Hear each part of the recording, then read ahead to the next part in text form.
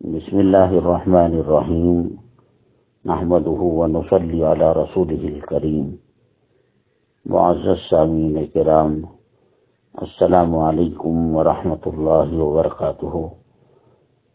بہت سالوں سے تقریباً 4-5 سال سے طبیعت مسلسل ناساز ہے، اور شروع میں طبیعت کیا خراب ہے، کیا مرض ہے، اس کا پتہ چلنے ہی 3 سال کا عرصہ ہو گیا۔ وکرم ہاسپٹل میں کلیگم روڈ میں، جو بہت بڑی ہاسپٹل ہے، وہاں کے ایک بہت بڑے سرجن ہیں، مرض کا پتہ لگایا اور کہا کہ اس کا نام جو ہے پارکنگ سیل ہے۔ پارکنگ سیل ایک ایسا مرض ہے جو بہت کم لوگوں کو آتا ہے، اور تقریباً تمام بیماریوں کی جڑ ہے۔ وہ شوگر ہے، کولیسٹرول ہے، کریٹین ہے، مثانے کی کمزوری ہے، پتے کی کمزوری ہے، اور کڈنی کی کمزوری ہے، میموری پاور کی کمزوری ہے، انسانی طاقت کی کمزوری ہے۔ وہ اصل میں دماغ انسان کے جسم کو کنٹرول کرتا ہے، وہ بادشاہ ہے۔ بادشاہ جب جو ہے دیوانہ ہو جاتا ہے، پاگل ہو جاتا ہے، تو رعایا بغاوت پر آ جاتی ہے۔ نہ تو سڑکوں پر ٹریفک قابو میں رہتا ہے، نہ نظم و نسق جو ہے صحیح رہتا ہے۔ بہرحال یہ مرض تقریباً 4-5 سال سے ہے، اور انگریزی دوائیاں آپ جانتے ہیں کہ جوں دوا کی مرض بڑھتا گیا والا معاملہ ہے۔ ایک فائدہ پہنچا کر 10 نقصان وہ کرتے ہیں، اور دوسرے دوائیوں میں جیسے آیورویدک اور ہومیوپیتھک شعبوں میں اس کا علاج تقریباً نہیں ہے۔ ناسا امریکہ کا کتنا بڑا ادارہ ہے جو اپنی راکٹ کو سیاروں میں چھوڑتا ہے، ستاروں میں سیارے چھوڑتا ہے، سیٹلائٹ چھوڑتا ہے، چاند میں کمن ڈالا ہوا ہے۔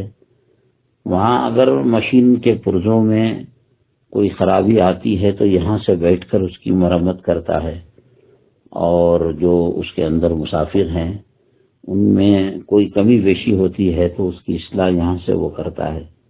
لیکن یہ جو مرض ہے پارکنگ سیل والا، اس پر قابو نہیں پا سکا۔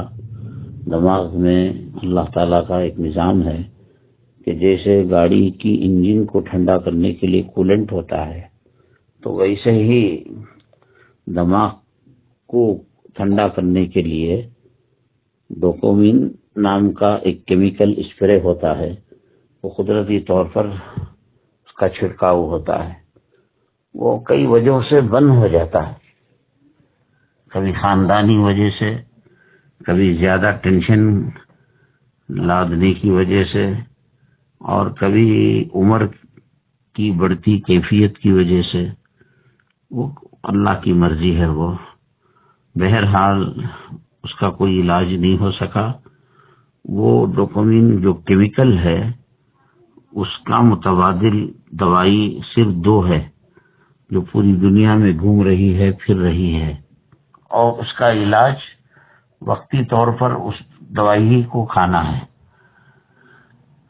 اور اس کا مسئلہ یہ ہے کہ شروع میں سارے دن میں 1 مرتبہ، بعد میں 2 مرتبہ، بعد میں ہوتے 14-15 مرتبہ بھی اس کا تقاضا بڑھ جاتا ہے۔ اللہ حفاظت فرمائے۔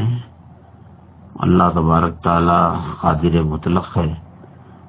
جہاں کربلا میں اللہ تعالی نے پانی کو روکا تھا، وہیں اللہ تبارک تعالی نے پتھر سے حضرت موسیٰ علیہ السلام کی لاٹھی سے 12 چشمے نکالے۔ وہ جو چاہتا ہے کرتا ہے۔